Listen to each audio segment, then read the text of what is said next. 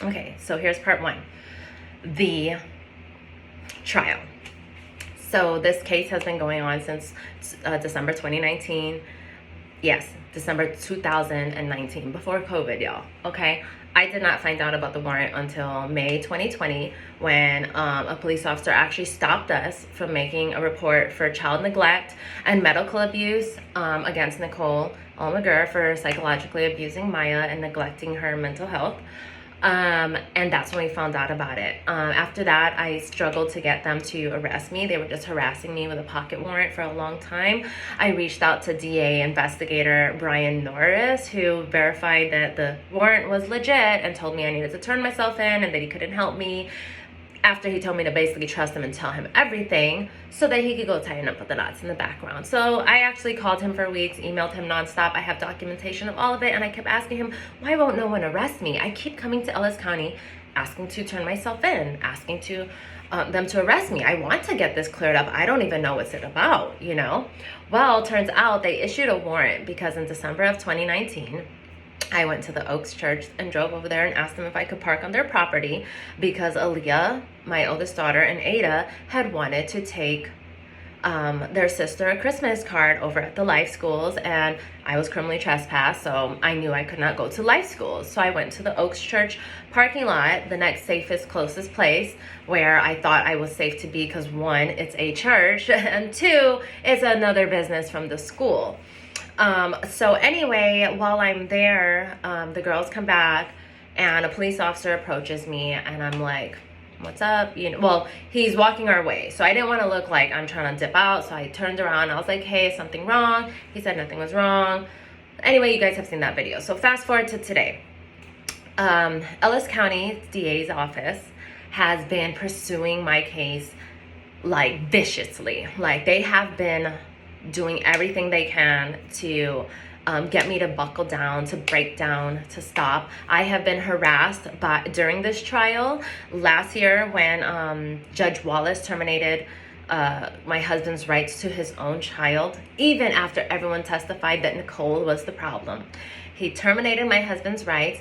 I managed to get an Office of the Civil Rights investigation opened on Ellis County's Department of Family and Protective Services.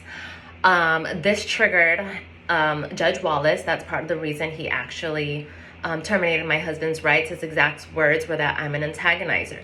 So basically, my husband's rights were terminated because I was whistleblowing on all the abuses that we were enduring in Ellis County.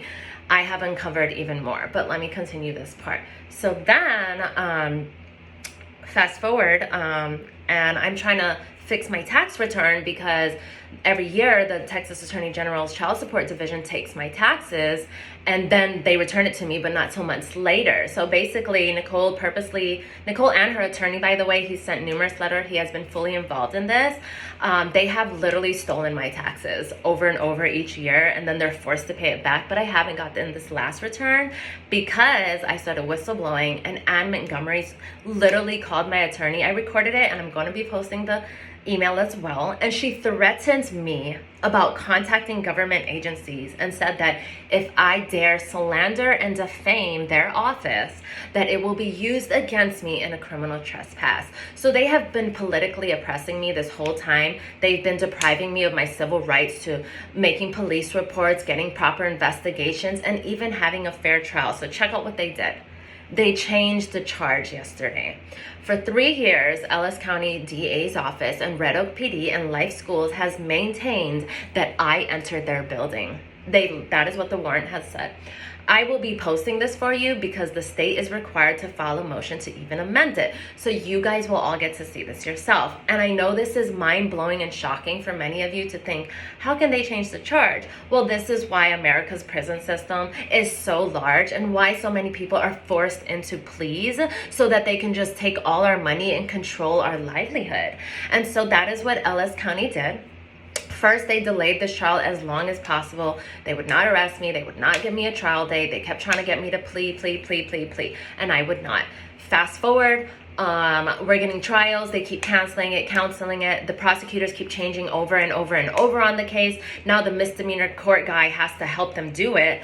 It's just getting absolutely insane. And so yesterday they noticed that they lied and tried to charge me with entering Life School's buildings, and they know I didn't. So they went and changed the charge to say that I drove onto the property of the Oaks Church. And since the Oaks Church address is the same as Life School's, they are considering that criminally trespassing.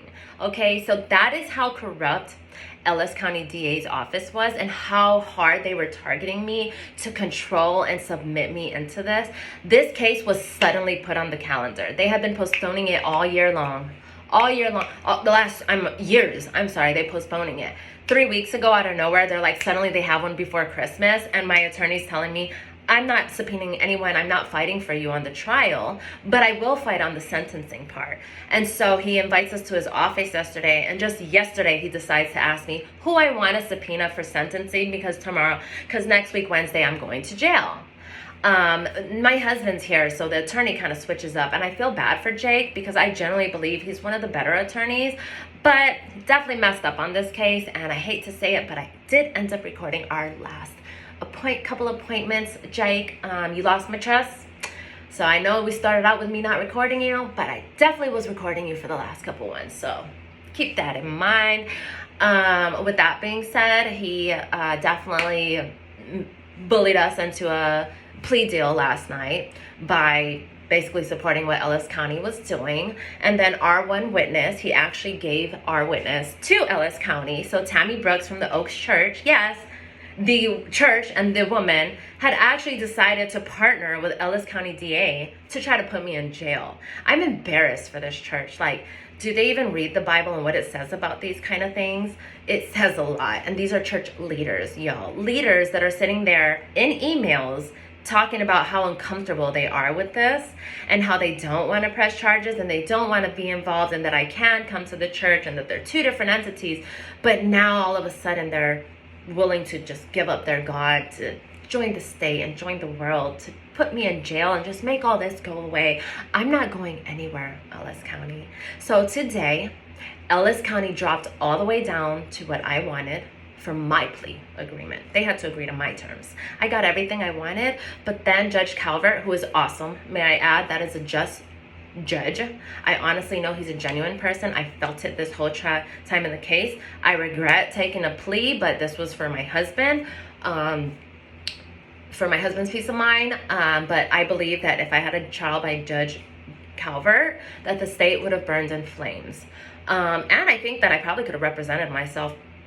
I really could have. But either way, we accepted a plea because I got everything how I wanted. But Judge Calvert added a little more icing on the cake, and I'm very grateful and thankful for him.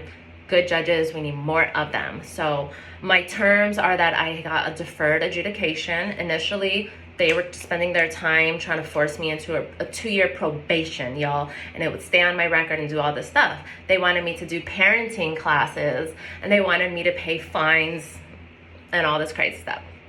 Hell no. You know I wasn't taking that. So I wasn't taking anything. I wanted to go to trial. So anyway, we get to pass that one. They drop it. Fine, 1-year probation. I said, no, like, I'm not settling for nothing. We can go to trial. But if we're going to settle, it's going to be on my terms. And it's going to be a deferred adjudication, which is not probation. It's deferred adjudication. And that means that basically I just do 12 months of paying them $60, showing up at their little office and saying, hey, I'm still a good person. And they will basically make this all go away next December 9th, 2023. On another note, this actually gave me so much more leverage to not only sue Nicole, not only sue Kenneth Lundberg, but it opened the full door for the civil rights the civil rights lawsuit that I'm filing. And everyone can think I'm bluffing. Everyone can think that this ain't gonna happen, but just watch.